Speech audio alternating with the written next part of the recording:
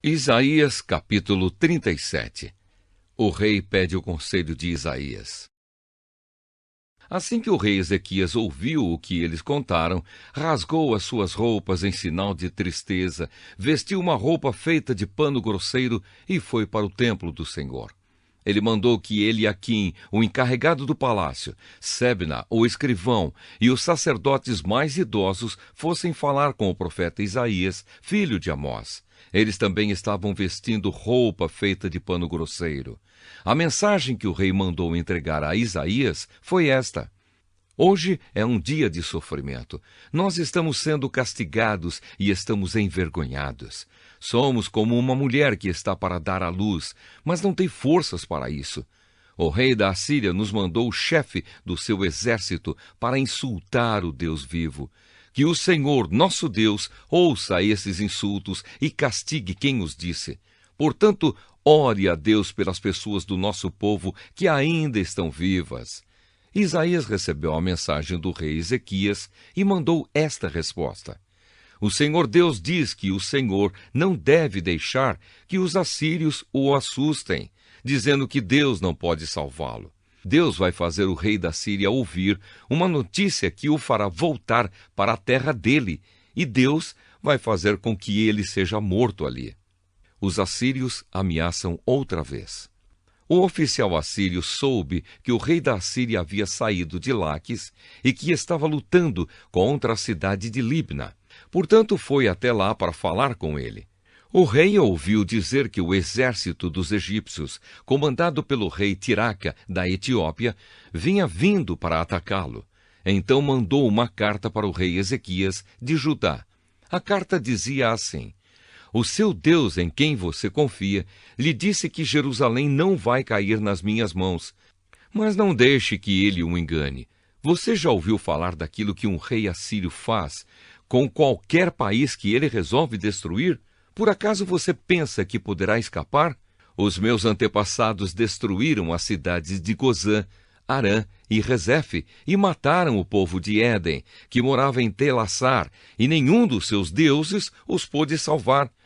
Onde estão os reis das cidades de Amate, de Arpade, de Sefarvaim, de Ena e de Iva? O rei Ezequias recebeu a carta das mãos dos mensageiros e a leu. Depois foi até o templo, pôs a carta ali na presença de Deus, o Senhor, e orou assim: Ó Senhor Todo-Poderoso, Deus de Israel, que estás sentado no teu trono, que fica acima dos querubins. Só tu és Deus e governas todos os reinos do mundo. Tu criaste o céu e a terra.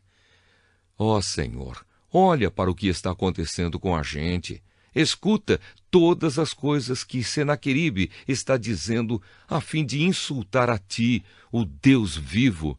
Todos nós sabemos, ó Deus, que os reis da Assíria destruíram muitas nações, arrasaram as suas terras e queimaram os seus deuses, que não eram deuses de verdade, e sim imagens de madeira e de pedra, feitas por mãos humanas.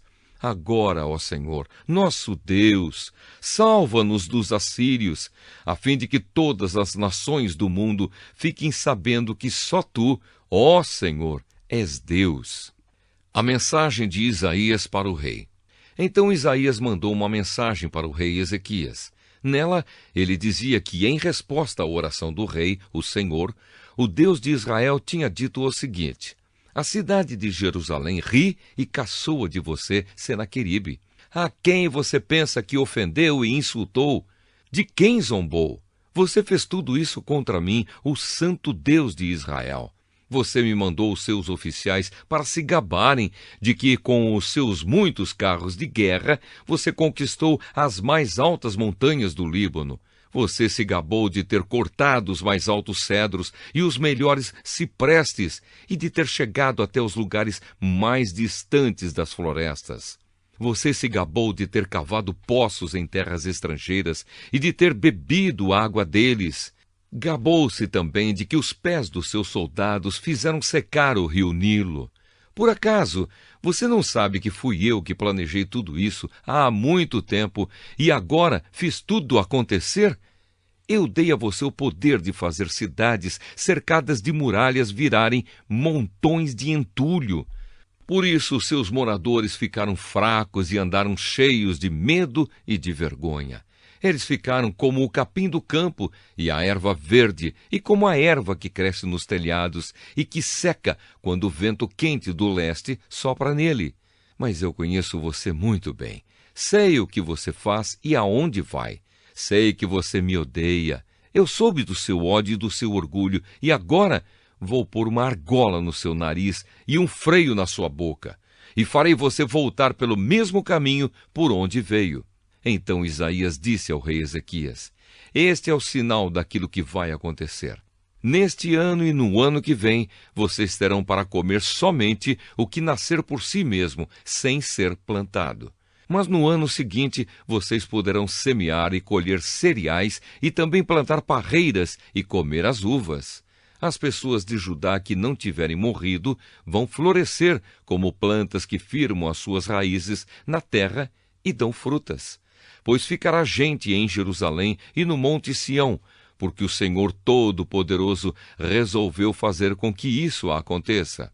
Isaías continuou: Portanto, o Senhor diz o seguinte a respeito do rei da Assíria: Ele não entrará nesta cidade e não atirará uma só flecha contra ela. Nenhum soldado com escudo chegará perto da cidade, e não serão construídas rampas de ataque ao redor dela. O rei da Assíria vai voltar pelo mesmo caminho por onde veio, sem ter entrado nesta cidade. Eu defenderei e protegerei esta cidade por causa da minha honra e por causa da promessa que fiz ao meu servo Davi. Eu, o Senhor, falei. Então o anjo do Senhor foi até o acampamento dos assírios e matou 185.000 soldados. De manhã, os que sobraram viram os corpos dos mortos. Aí Senaqueribe, o rei da Síria, se retirou, voltou para Nínive e ficou lá. Certo dia, quando ele estava adorando no templo do seu deus Nisroque, os seus filhos Adrameleque e Sarezer o mataram à espada e fugiram para a terra de Ararate. Outro filho seu, chamado Esaradom, ficou no lugar dele como rei.